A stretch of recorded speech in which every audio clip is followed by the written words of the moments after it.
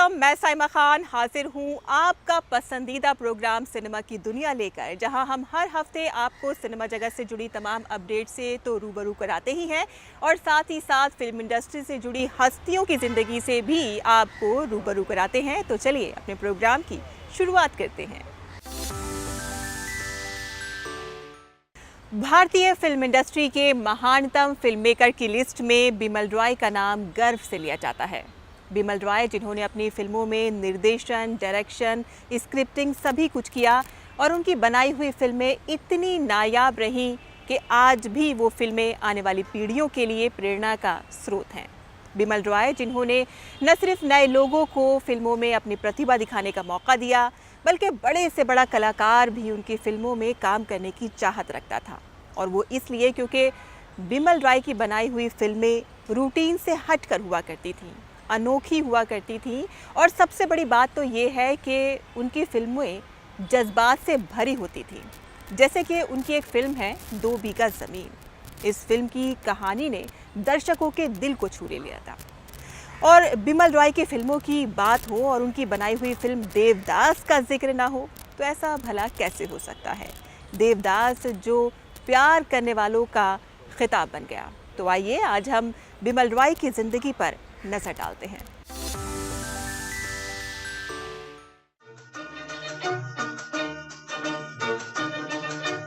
धरती कहे पुकार के, बीज बिछा ले प्यार के, मौसम बीता जाए, मौसम बीता जाए, मौसम बीता जाए। बिमल रॉय ने अपना फिल्मी करियर कोलकाता से शुरू किया, लेकिन दूसरे महायुद्ध और बंगाल के विभाजन के बाद कोलकाता में फिल्म उद्योग की स्थिति बहुत खराब हो गई थी। इसीलिए कई बंगाली दिग्गजों के साथ वो भी मुंबई आ गए। हालांकि कोलकाता और बंगाली संस्कृति उनसे छूटी नहीं। ये उनका मुंबई के फिल्म उद्योग पर एक बड़ा उपकार था, क्योंकि उन्होंने मुंबई में सुसंस्कृत और संवेदनशील सिनेमा का जो माहौल बनाया, उसने भारतीय सिनेमा को बहुत समृद्ध किया। उनकी फिल्मों से सिर्फ मेनस्ट्रीम कमर्शियल सिनेमा ही नहीं, पैरेलल सिनेमा भी काफी प्रभावित रहा। बिमल रॉय बॉलीवुड के ऐसे निर्देशक रहे जिन्होंने सामाजिक और यथार्थवादी फिल्मों की शुरुआत की। उनका जन्म 1909 में 12 जुलाई को हुआ था। साल 1953 में बिमल रॉय की फिल्म 2 बीघा ज़मीन को कांस में इंटरनेशनल अवार्ड से नवाजा गया था। 2 बीघा ज़मीन बिमल रॉय की सबसे शानदार फिल्मों में से है। इसका निर्माण 1953 में किया गया था। इस फिल्म के लिए बिमल रॉय को सर्वश्रेष्ठ फिल्म और सर्वश्रेष्ठ निर्देशक का पहला फिल्म फेयर अवार्ड दिया गया था। देश को आजाद हुए कुछ ही साल हुए थे, औद्योगिकीकरण का नया दौर ही शुरू हुआ था। इसी को आधार बनाकर ग्रामीण जीवन में आए तूफान की कहानी का ताना बाना संगीतकार सलील चौधरी ने बड़े ही मार्मिक ढंग से बुना। संगीतकार सलील चौधरी को बिमल रॉय ने 2 बीघा ज़मीन के लिए हिंदी सिनेमा में पहला ब्रेक दिया था। फिल्म 2 बीघा ज़मीन की कथा शंभू महतो नाम के एक छोटे किसान की कहानी है, जिसकी भूमिका बलराज साहनी ने निभाई है। वो अपनी 2 बीघा ज़मीन पर खुद मेहनत कर अपने छोटे से परिवार, पिता, पत्नी और बेटे के साथ सुखी जीवन व्यतीत कर रहा था। अब की अगर फसल अच्छी हो गई तो नथुराम सोनार से तेरी वो पायल की जोड़ी छुड़ा लाऊंगा। वो अपनी कम आमदनी के बावजूद परिवार के साथ खुश था। इसी दौरान शहर के कुछ उद्योगपतियों के साथ मिलकर गांव का जमींदार एक फैक्ट्री लगाना चाहता है।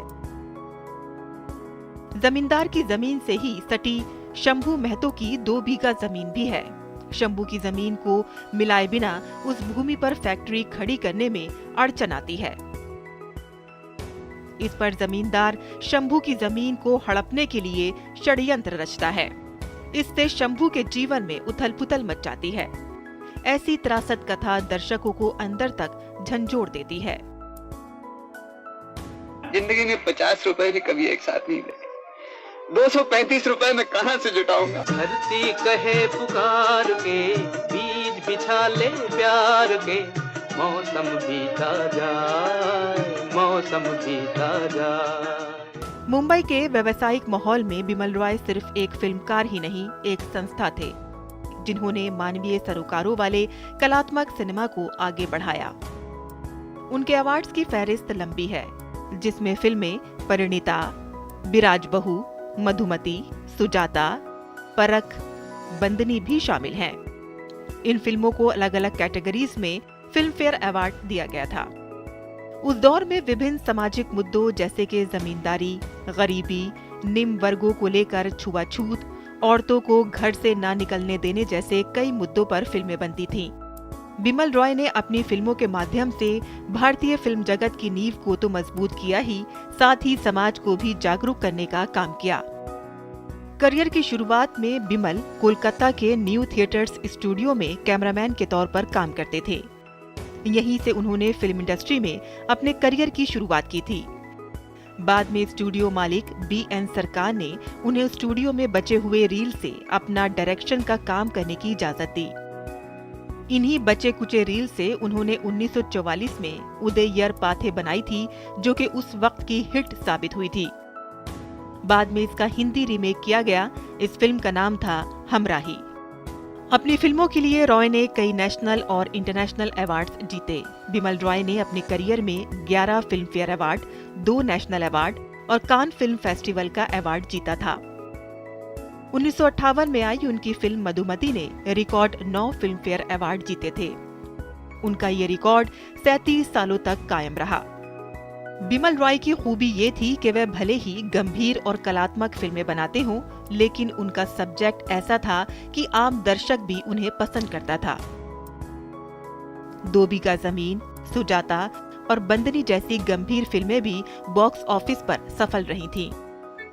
उनके इस हुनर का सबसे बड़ा उदाहरण मधुमती है, जिसकी सफलता और लोकप्रियता के आगे ये बात अक्सर लोग भूल जाते हैं कि वह उच्च कोटि की कलात्मक फिल्म है।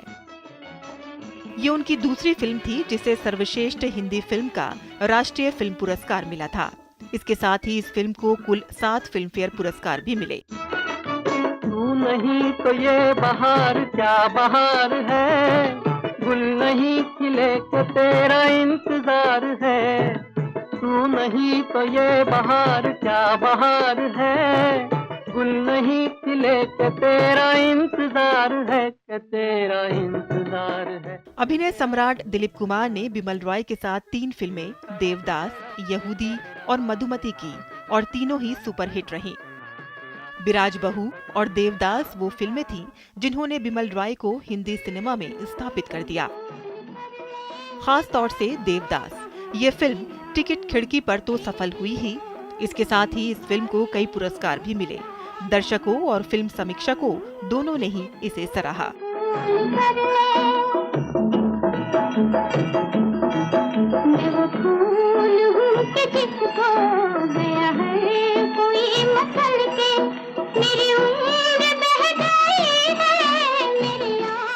सुजाता और बंदनी वो फिल्में हैं जिनसे बिमल रॉय भारतीय सिनेमा में हमेशा अमर रहेंगे। फिल्मी दुनिया में जब उस वक्त पुरुष प्रधान फिल्मों का बोलबाला था, तब उन्होंने नारी प्रधान फिल्में बनाकर दर्शकों के लिए एक नई राह दिखलाई। हिंदी सिनेमा के आधार स्तंभ, निर्माता निर्देशक बिमल रॉय को बहुत कम जिंदगी मिली। महज 55 साल की उम्र में 8 जनवरी 1965 को उन्होंने इस दुनिया को हमेशा के लिए अलविदा कह दिया।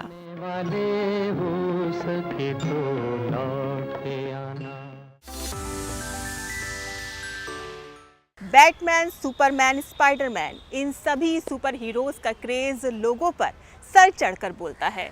इन्हें न सिर्फ बच्चे बल्कि नौजवान और बड़ी उम्र के लोग भी बहुत पसंद करते हैं और इनकी फिल्में भी बहुत शौक से देखते हैं।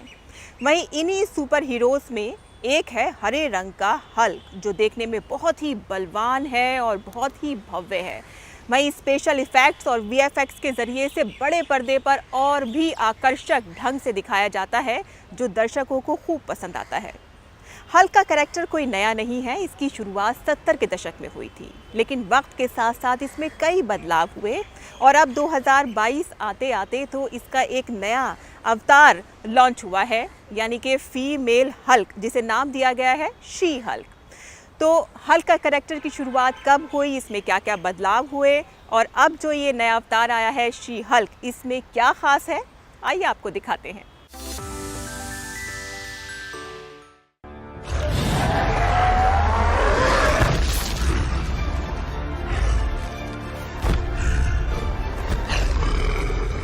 सुपरमैन, बैटमैन और स्पाइडरमैन के बारे में तो हमने खूब पढ़ा है, लेकिन बात अगर इनसे भी बड़े सुपर हीरो की हो तो वो है हल्क। फिक्शनल मार्वल्स कॉमिक पर आधारित सबसे ताकतवर हल्क के पीछे हमारे जैसा ही एक साधारण इंसान छुपा हुआ है, जिसका नाम है ब्रूस बैनर। कॉमिक की दुनिया से हॉलीवुड इंडस्ट्री में कदम रखने वाला अति शक्तिशाली और अविश्वसनीय हल्क आज भी अपने दमदार किरदार की वजह से लोगों के दिलो दिमाग पर छाया हुआ है। तो हल्क के दीवानों को बता दें कि हल्क की पहली मूवी 1977 में 2 पार्ट में रिलीज हुई थी, जिसका नाम था द इनक्रेडिबल हल्क, जिसमें बिली बिग्सबी ने डेविड बैनर का किरदार निभाया था और लियो फेरिग्नो ने हल्क का किरदार अदा किया था। ये फिल्म इतने पहले आई थी कि उस दौर में हाई टेक्नोलॉजी मुमकिन नहीं थी और इसीलिए इसमें वीएफएक्स के इफेक्ट कम ही नजर आते हैं। यही वजह है कि इसमें 2 एक्टर्स ने हल्क का किरदार निभाया, जिसमें ब्रूस बैनर का किरदार बिली बिग्सबी ने निभाया और जब वो हल्क बन जाते हैं तो उसका किरदार अदा किया लियो फेरिग्नो ने। और उसी साल द इनक्रेडिबल हल्क के दूसरे पार्ट को भी रिलीज कर दिया गया। यही 2 मूवीज हैं जो हल्क की शुरुआती मूवीज मानी जाती हैं। उसके बाद साल 1978 से लेकर 1982 तक हल्क के 80 एपिसोड आए। उसके बाद भी हल्क की मूवीज का सिलसिला चलता रहा, जिन्हें हल्क की रीयूनियन मूवीज कहा जाता है, जिसमें 1988 में द इनक्रेडिबल हल्क रिटर्न्स आई। उसके बाद the trial of the Hulk 1989 में रिलीज हुई। 1990 में रिलीज हुई the death of the incredible Hulk. इस मूवी के टाइटल से आप अंदाजा लगा सकते हैं कि इस मूवी में क्या हुआ होगा। तो ये तमाम सीरीज 20th सेंचुरी की रही। उसके बाद आया 21st सेंचुरी का जमाना, जिसमें हल्क का एक बदला हुआ रूप दर्शकों को देखने को मिला। ये हल्क सीजीआई टेक्नोलॉजी के माध्यम से बनाया गया था। इसमें इस्तेमाल हुए स्पेशल इफेक्ट्स ने हल्क के किरदार को और भी भव्य और ताकतवर बना दिया। हालांकि वो इतना असरदार नहीं रहा कि जितना आने वाली फिल्मों में नजर आता है। ये फिल्म हल्क के नाम से 2003 में आई थी, जिसमें एरिक बना ने हल्क का किरदार अदा किया था। वहीं 2008 में मार्वल्स सिनेमैटिक यूनिवर्स की शुरुआत हुई, जिसकी पहली फिल्म थी आयरन मैन और उसकी दूसरी film I the incredible Hulk. ये हल्क सीरीज का वही नाम था जो पहले से चला आ रहा था। इस फिल्म में हल्क का किरदार एडवर्ड नॉर्टन ने निभाया था। इस फिल्म में जबरदस्त विजुअल इफेक्ट्स के जरिए हल्क के किरदार को और भी भव्य दिखाया गया, जिसकी वजह से हल्क देखते ही देखते लोगों के दिलो दिमाग पर छा गए। उस वक्त हल्क इतने लोकप्रिय हुए कि दर्शकों को अब उनका नया सुपर हीरो मिल गया। ये सभी हल्क की सोलो फिल्में रहीं। वहीं 2012 में द एवेंजर्स फिल्म आई, जिसमें मार्वल्स के और भी कैरेक्टर साथ थे। उसके बाद एवेंजर्स एज ऑफ अल्ट्रॉन 2015 में आई और थॉर रैग्नारॉक 2017 में आई। इन सभी फिल्मों में हल्क के साथ दूसरे कैरेक्टर्स भी शामिल रहे। उसके बाद एवेंजर्स इन्फिनिटी वार 2018 में आई, जिसमें सभी एवेंजर्स नजर आए। कॉस्ट के मामले में ये बेहद महंगी मूवी बनी। –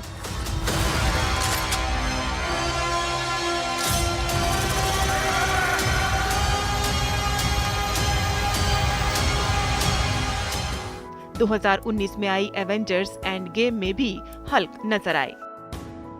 वहीं 2022 में हल्क का एक नया अवतार शी हल्क दर्शकों के मनोरंजन के लिए आ पहुंची है। दरअसल ये शी हल्क हल्क की कजन सिस्टर हैं, जिसका किरदार तातियाना मैस्लेनी अदा कर रही हैं। इसकी कहानी में दुर्घटना में मिली अलौकिक शक्तियां हैं। सीरीज में उनका नाम जेनिफर वॉटलर्स है।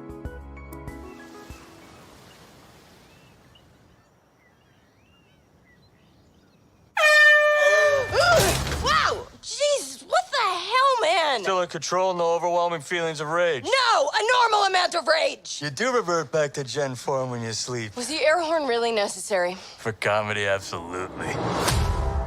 पेशे से वकील हैं और अपने भाई के साथ एक दुर्घटना का शिकार होने पर उनके खून में अपने भाई का खून मिल जाता है। संक्रमण अपना असर दिखाता है और सीधी सादी सी दिखने वाली जेनिफर विशालकाय हल्क बन जाती हैं। लोग उन्हें शी हल्क का नाम दे देते हैं, जो उन्हें पसंद नहीं आता। इसे देखने से समझ आता है कि ये किरदार MCU का पहला ऐसा सुपर हीरो है जिसे अचानक मिली अलौकिक शक्तियों से कोई मोह नहीं है और न ही वह ये शक्तियाँ पाकर खुश हैं। More and more eccentric superhumans are coming out of the woodwork. We are going to launch a division for them, and I want the She-Hulk to be the face of it. और यही बात उसे मौजूदा पीढ़ी के दर्शकों से सीधी जोड़ती है। अपनी ही दुनिया से संतुष्ट लोगों में से जेनिफर भी हैं। People only care because I'm representing Emil Blonsky. I think they care because they're like, hey, that girl's great. Jen, do your thing. God, I really like this outfit. वे बजाय कुछ महान करने के सुकून का जीवन अपने हिसाब से जीना चाहती हैं। Walters, we answer to a higher power. Our universe is on the edge of a precipice. I am a lawyer. We do things by. Hulk उन्हें अपने गुस्से पर काबू करने के फॉर्मूले सिखाना चाहते हैं, लेकिन पता चलता है कि शी हल्क उनके हल्क जैसी नहीं है, वो तो कुछ अलग ही है। Let's do this. You know that friend you had in high school? Marvel studios ने वेब सीरीज शी हल्क का मूड काफी अलग रखा है। हर पल इसके किरदार कुछ न कुछ ऐसा करते रहते हैं कि दर्शकों के चेहरे पर पूरे एपिसोड में मुस्कान बनी रहती है। This is a multi-year journey you're about to embark on. इसके किरदारों, खास तौर से हल्क और शी हल्क को पर्दे पर रचने के लिए लिए गए स्पेशल विजुअल इफेक्ट्स बेहद शानदार हैं। This is your best friend. Being a Hulk asks for balance. अब ये देखना भी दिलचस्प होगा कि हल्क की तरह शी हल्क कितना दर्शकों को भाती हैं। So I'm clearly nailing it at all of these things.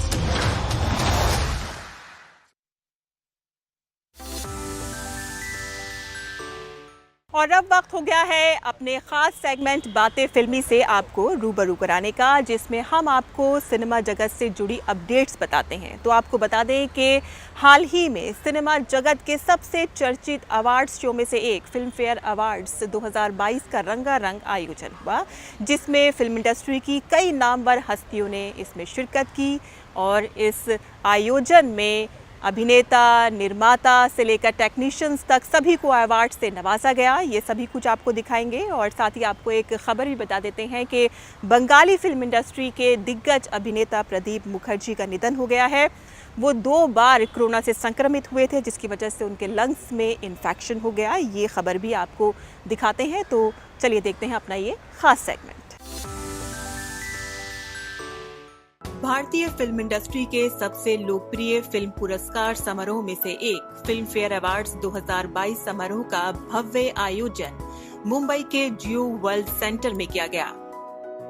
इस समारोह में फिल्म इंडस्ट्री से जुड़े कई कलाकारों ने इसमें शिरकत की। फिल्म जगत से लेकर टीवी दुनिया तक की कई हस्तियां इस आयोजन में 4 चांद लगाती नजर आईं। देर रात तक चले अवार्ड समारोह को रणवीर सिंह और अर्जुन कपूर ने होस्ट किया। समारोह में बॉलीवुड की अलग अलग श्रेणियों में कई फिल्म निर्माताओं, अभिनेताओं और तकनीशियनों ने प्रतिष्ठित पुरस्कार जीते। इस बार पुरस्कारों की लिस्ट में विकी कौशल की सरदार उधम और सिद्धार्थ मल्होत्रा की शेरशाह फिल्म का बोलबाला रहा। फिल्म शेरशाह ने 7 कैटेगरीज में पुरस्कार जीते हैं। जैन साहब, lieutenant Vikram Batra reporting sir. हर फौजी का सपना होता है कि कम से कम एक बार वॉर में जाने का मौका मिले। तू सारे मार कट के वापस आ जाएगा। कोई फिक्र न कर जानी, मैं तिरंगा लहरा कर आऊंगा, नहीं तो उसमें लिपट के आऊंगा, लेकिन आऊंगा जरूर।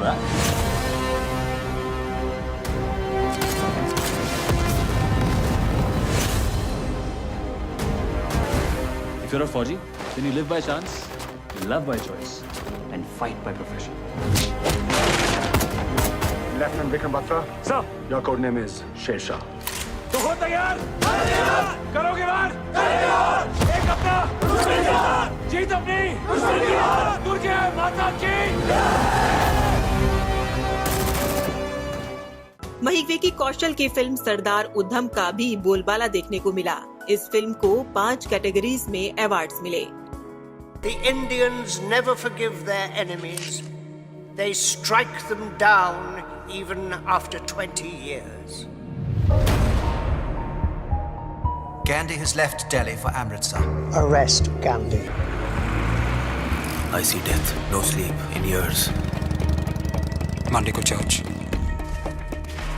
Friday को cinema hall और Saturdays को club. मुझे एक रिवॉल्वर चाहिए. Tell people I was a revolutionary.